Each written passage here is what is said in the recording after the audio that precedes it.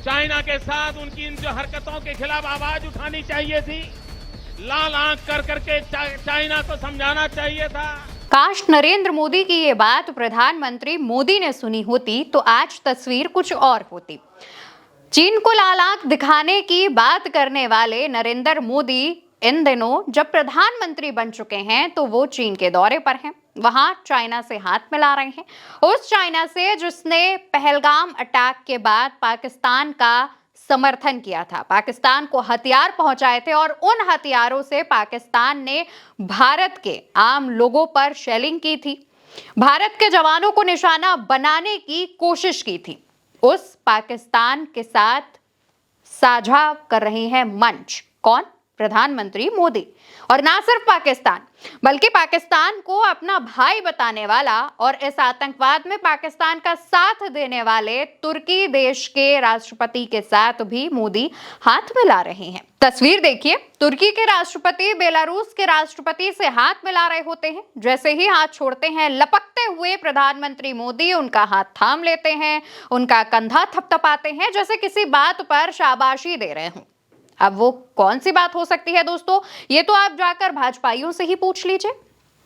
खैर, मुद्दे पर आते हैं।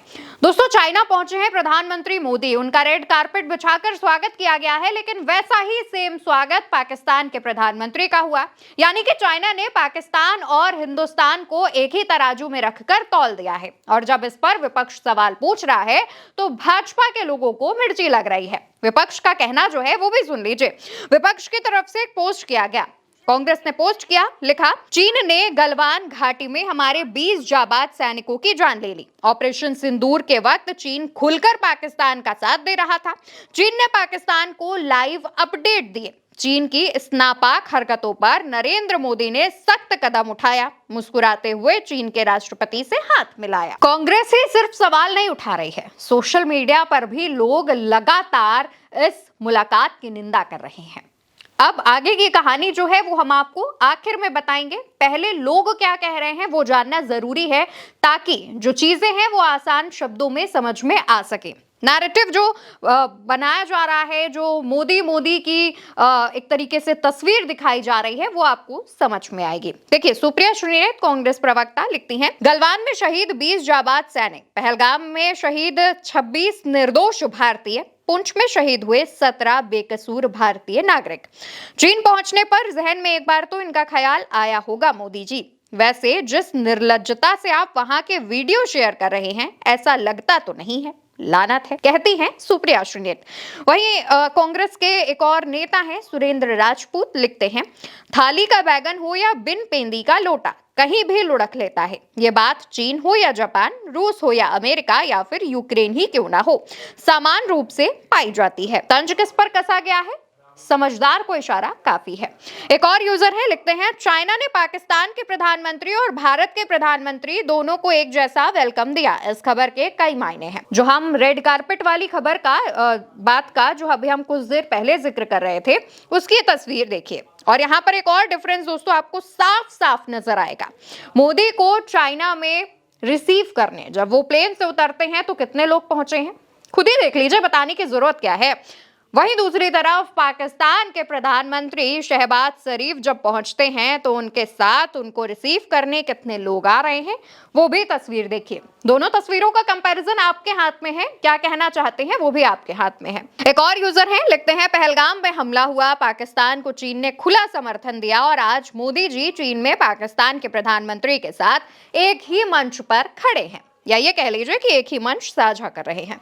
एक और पेज से लिखा गया, पिछले महीने छोटी आंख वाले गणेश ना खरीदने का ज्ञान दे रहे थे, लेकिन अब खुद चीन की आवभगत में जुटे हैं।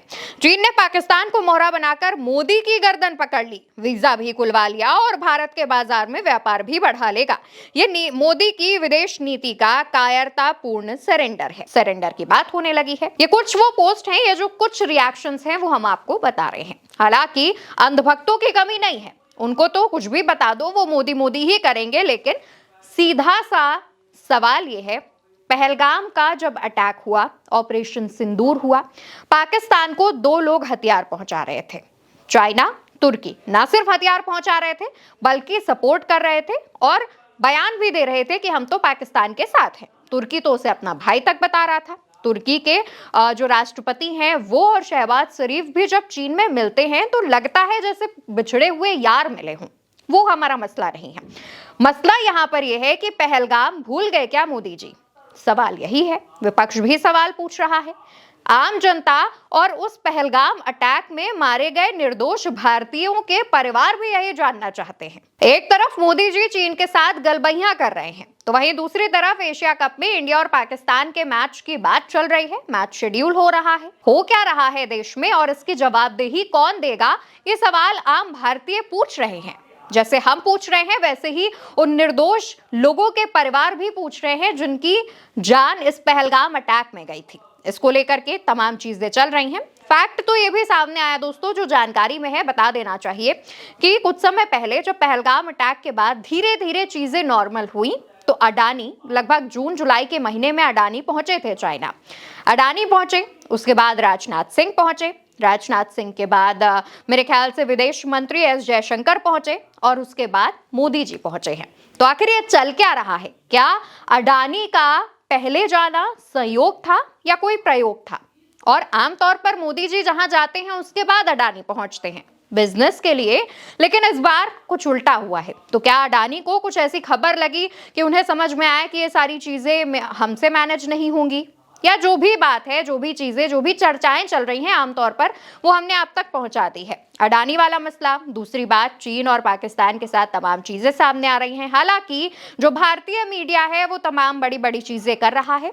ट्रंप ने टैरिफ लगाया, उस पर जवाब नहीं दिया। ट्रंप ने सीज फायर का ऐलान किया, उस पर भी जवाब नहीं दिया।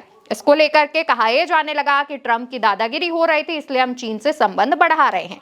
लेकिन उससे पहले चीन से हिसाब मांग लीजिए कि समय समय पर अरुणाचल प्रदेश को जो हिस्सा बताता है चाइना का, उस पर जवाब मांगिए।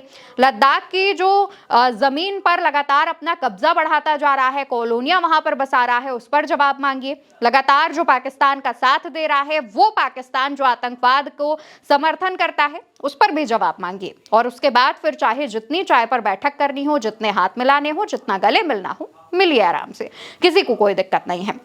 अपने इस वीडियो को यहीं पर खत्म करती हूँ। उम्मीद है कि इस वीडियो में जो तमाम चीजें बताई गई हैं उस पर आप अपना रिएक्शन देंगे। आपके मन में इसको लेकर जो बात चल रही हो या मेरी कोई ऐसी बात जिसमें आपको लगता है कि इसमें आप ये चीजें ऐड कर सकते हैं, आप अपनी जानकारियां दे सकते हैं, उसे भी कमेंट सेक्शन में बताइएगा और उल्टा चश्मा यूसी को सब्सक्राइब करिएगा। नमस्कार।